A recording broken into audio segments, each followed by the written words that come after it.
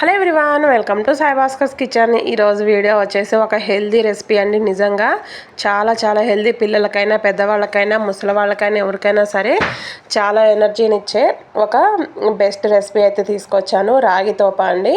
ఇది రెగ్యులర్గా చేసుకునేలా కాకుండా కొంచెం కొబ్బరి వేసి డిఫరెంట్గా చేశాను. చాలా బాగుంది. నిజంగా ప్రతి ఒక్కళ్ళు చాలా ఇష్టంగా తింటారు. అందుట్లో ఇది స్వీట్ రెసిపీ కాబట్టి తప్పకుండా ఇష్టపడతారు.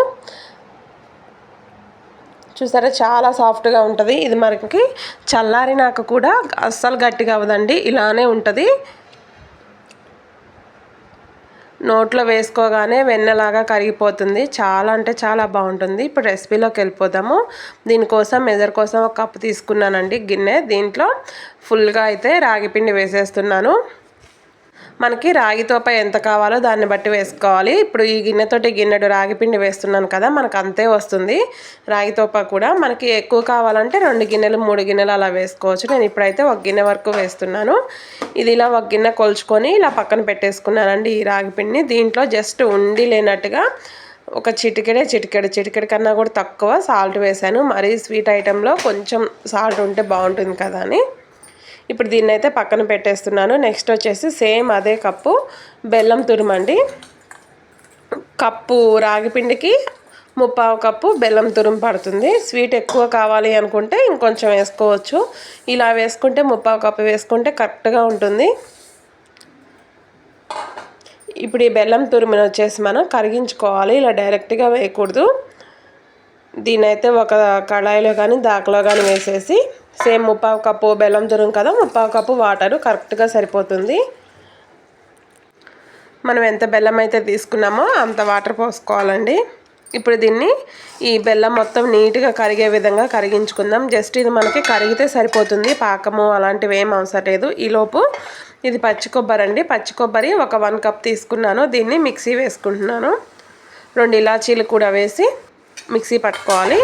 ఇప్పుడు ఇది మనకైతే కరిగిందా లేదా చెక్ చేసుకోవాలి. అలాగే దీంట్లో డస్ట్ ఏమన్నా బెల్లంలో ఉంది అనుకుంటే వడకట్టుకోవచ్చు. ఇదైతే నీట్గా ఉందండి, అందుకనే నేనేం వడకట్టట్లేదు, డైరెక్ట్గా ఇలానే వాడేస్తున్నాను. ఇక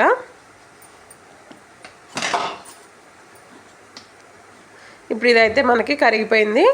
దీనిలో మనం ఆల్రెడీ ఇప్పుడు మిక్సీ వేసుకున్నాం కదా పచ్చి కొబ్బరి, ఆ తురుము అనేది వేసేస్తున్నాను.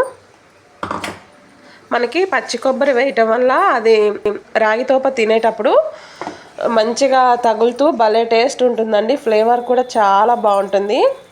ప్లెయిన్గా చేసుకునే కన్నా ఇలా చేసుకుంటే కొంచెం డిఫరెంట్ టేస్ట్ చాలా బాగుంది. ఇప్పుడు మనం ఆల్రెడీ రెడీగా పెట్టుకున్న రాగి పిండి కూడా వేసేసి మొత్తం కలిసే విధంగా కలిపేసుకుందాం. ఇక స్టవ్ ఆపేసేయటమేనండి.